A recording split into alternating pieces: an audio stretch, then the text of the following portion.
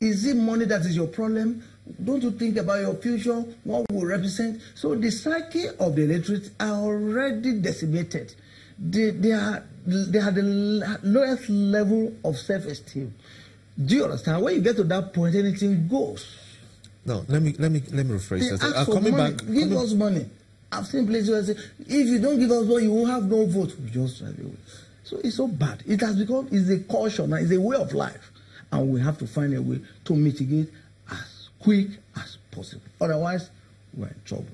Now, this 242 billion that the government wants to use to prosecute the 2019 elections. Yes. What impact would it have for you as a party? In terms of running the election? Yes. Well, one thing is to run the election. Another thing is credibility. What is important to people? Are you running a credible election? Are you running an election that will be adjudged to be free and fair to all concerned, to all parties, that will produce an election that will be acceptable across board, across the country? That is the issue. You give it this money to who? It's not the government. INEC will do a budget. The police will do their own budget. So what it boils down to is that you are pushing this money to run a vision. At the end of the day, what you get will describe whether that money is justified or not. I'm not going to talk about the volume of the money. I'm going to talk about the outcome of the election. That's what's important to Nigeria. That's what is important to Nigeria. It's going to be a credible election. It's going to be a fair election. It's going to be an election to be seen as judged as free, fair, and transparent.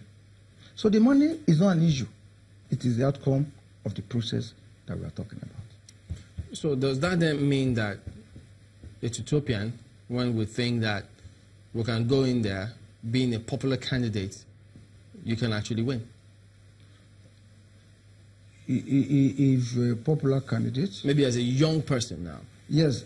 If the young people resolve, and they totally resolve, and genuinely resolve, and committed, and put passion into it, and be diligent in the process, we can get there.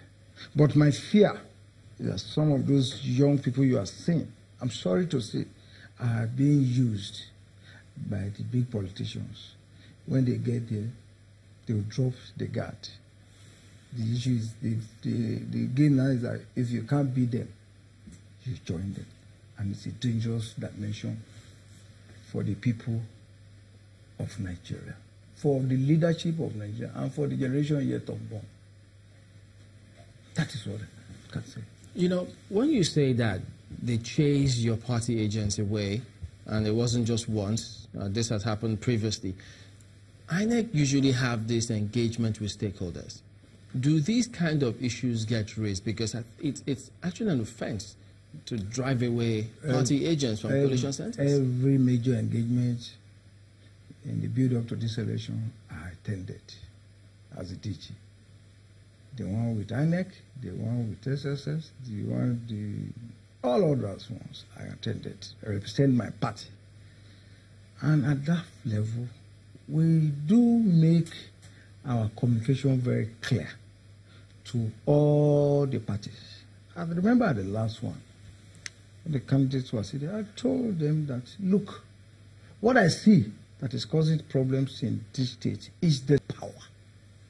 You don't need to be desperate for power. If you try it this time, if it doesn't work, wait for it. Because at the end of the day, you discover that it is garbage in, garbage out. Some of these political parties did not have manifestos. Do you understand? I'm not going to mention parties. Some is just please and want to continue. Continue for what?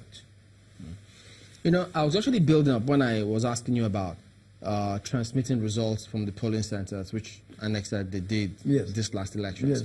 If we had electronic voting, do you think it will eliminate this vote buying that we hear time and again?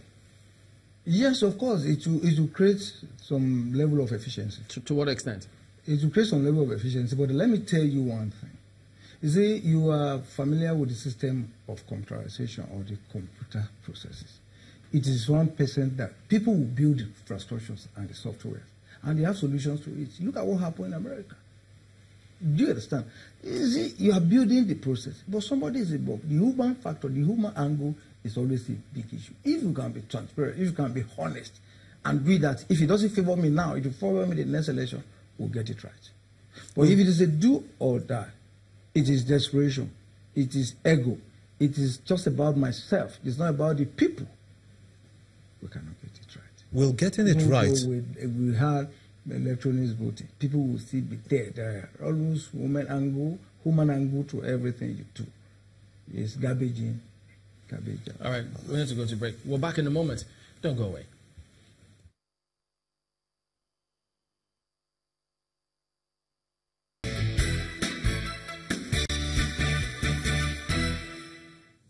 Welcome back. It's our concluding moments with Mr. Yemi Akinbode.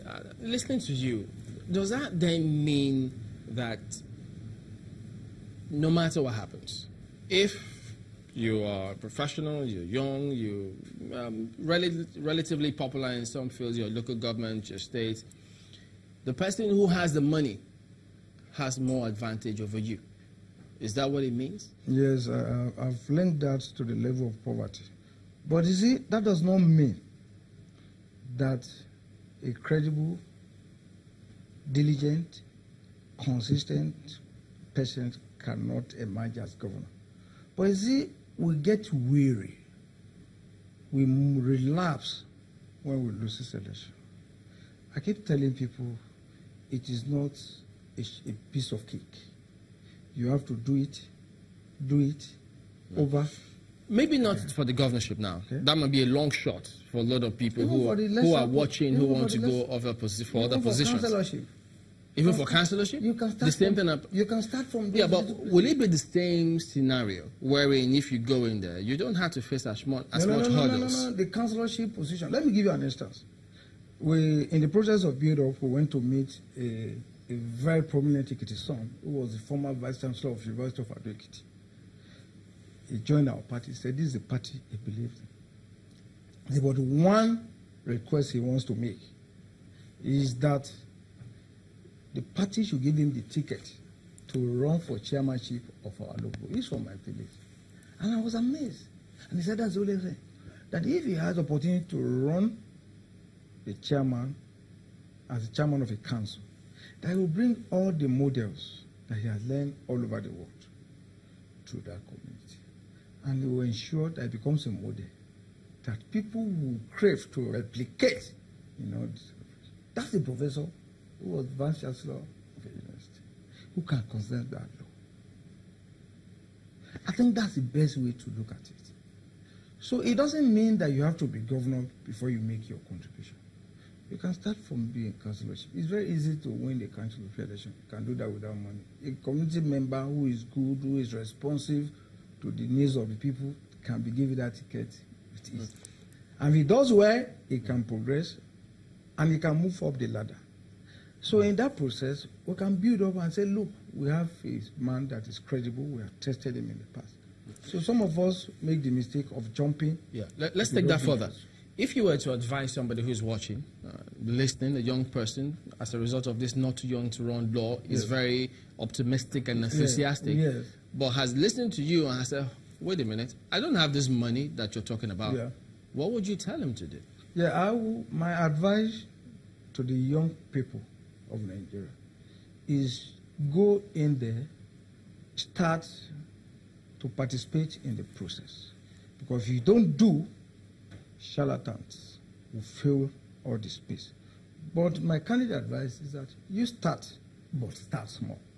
So we'll start, but start small. You see a lot of young guys are coming, I want to be the governor. I want to be the... Start from the local government. Start from the council chairmanship. Then you move up. Of course, it's good to have high expectation, to have ambition. It's good to be ambitious. But of course, experience counts in everything you do. Will getting the primaries suggest that there's a possibility of eliminating the influence of money in the election process?